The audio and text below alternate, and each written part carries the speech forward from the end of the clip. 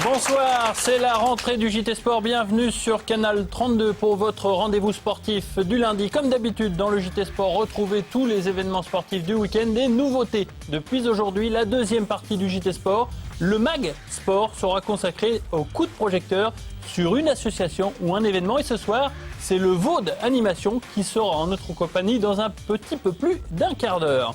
En attendant, regardons le programme du journal de ce soir avec bien sûr un retour sur la 4e journée de Ligue 1 et la nouvelle défaite de l'Estac face à Brest samedi soir. L'occasion aussi de parler basket avec le tournoi de l'amitié organisé comme chaque été par le comité départemental. Cette année, en plus de la France, l'Espagne, l'Italie et la Grèce étaient invités. Et puis c'était la reprise de la saison de course à pied, l'occasion pour tous les spécialistes de la discipline de rechausser les baskets pour l'épreuve de Saint-Mémin. Voilà pour le programme, mais avant d'évoquer la course à pied, on parle de l'actu du week-end. Et c'est le football qui prédomine dans ce début du mois de septembre avec l'Estac qui a déjà débuté son championnat de France de Ligue 1 depuis le 11 août. Les Troyens n'ont toujours pas gagné dans ce championnat, mais face à Brest, l'adversaire d'un week-end, les Aubois espéraient bien ramener les 3 points, les 3 premiers. En ouvrant le score à la 10e minute par l'intermédiaire de son attaquant Ben Bassat, le Stade brestois a sérieusement compliqué la tâche d'une équipe troyenne toujours fragile sur le plan défensif. Cela aura le mérite de lancer réellement les coéquipiers de Marcos dans cette rencontre car ils vont prendre en main les rênes du match pour ne plus les lâcher. Aussitôt après l'ouverture du score bretonne, les Aubois sont déjà dans la surface de réparation adverse et voient Yatara échouer sur Thébault. Mendy doit dégager en catastrophe sur sa ligne. Quelques instants plus tard, Ngoyi, toujours dans les 16 mètres bretons, trouve le poteau du portier local. 3 domine, mais 3 ne marque pas malgré le bel allant de ses attaquants. Yatara, peu avant la mi-temps, trouve encore Thébault sur son chemin. Après la pause, l'Estac reprend sur le même rythme. Ngoyi adresse une frappe terrible qui vient s'écraser sur la barre de Thébault. A noter que c'est le gardien breton qui détourne la balle sur sa barre. À la 66e minute, les joueurs de Jean-Marc Furlan sont enfin récompensés de leurs efforts avec ce but d'Oubadi, idéalement servi par Grax. Deuxième but dans ce championnat pour Mounir Obadi, qui aurait même pu voir son club prendre l'avantage au score sans un excellent Thébault, détournant une fois de plus la tentative de Yatara à la 72e minute. Mais voilà, dominer n'est pas gagné, les Troyens vont la prendre à leurs dépens puisqu'à la 93e minute, sur leur deuxième occasion franche du match, Dernis trouve la lucarne de Thuram et permet à son équipe de prendre les 3 points. Un véritable hold-up pour le stade brestois. Une déception pour les Troyens qui, une nouvelle fois, comme contre Valenciennes, ne sont pas payés. Dans 15 jours, contre le LOSC, l'histoire ne sera sans doute pas la même. Allez, on regarde les résultats du championnat de France de Ligue 1, les autres résultats, notamment les bons résultats de Marseille ou du Paris Saint-Germain. Marseille vainqueur contre Rennes 3-1 et le Paris Saint-Germain vainqueur à l'extérieur face à Lille 2-1. Lyon se débarrasse de Valenciennes sans problème. 3-2 au classement. C'est Marseille, 4 victoires sur 4 et l'Estac malheureusement avant-dernier en compagnie d'Evian Sochaux et bon dernier de ce championnat.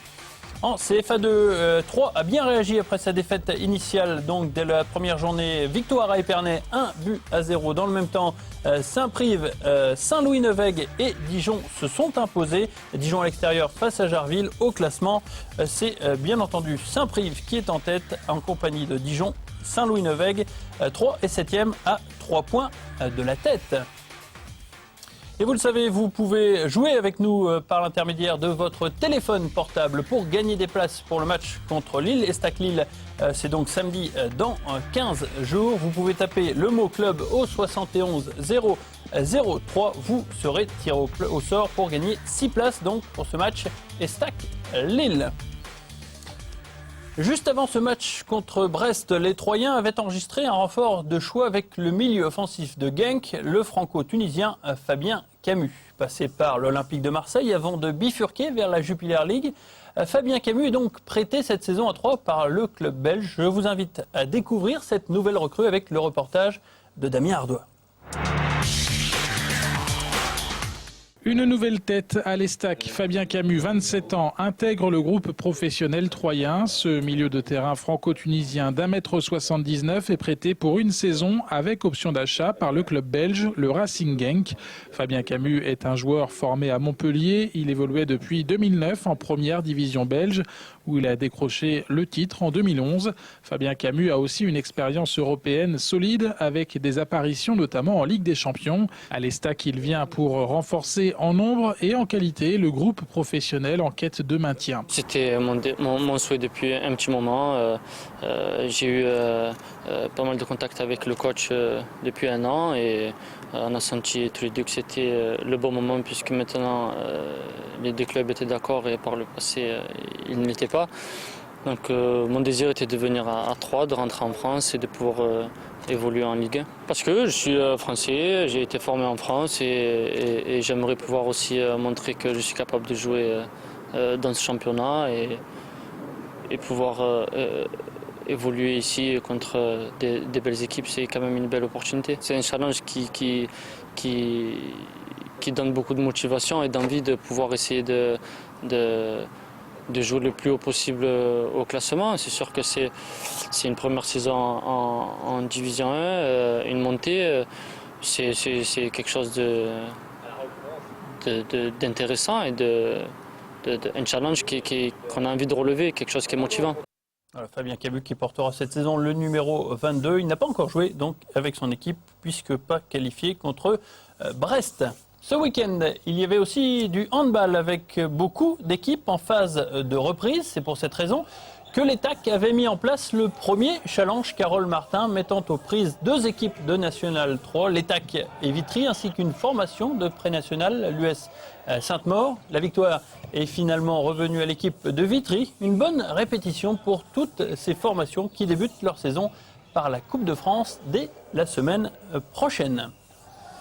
Autre gros événement d'importance, le tournoi de l'amitié mis en place chaque été par le comité de l'Aube de basket. Outre l'équipe de France des U15, les organisateurs avaient invité cette année l'Italie, la Grèce et l'Espagne de la même catégorie d'âge. Une compétition permettant à tous ces pays de s'échelonner sur le plan international et rencontrer ainsi des équipes inhabituelles. Il faut croire que l'Aube ne porte pas chance à toutes les équipes de France venues en stage cet été. Si les A féminines et les U20 avaient plutôt réussi leur passage ainsi que les compétitions respectives, les U15 ont quant à elles raté leur tournoi de l'amitié venant ponctuer 15 jours de stage à Troyes.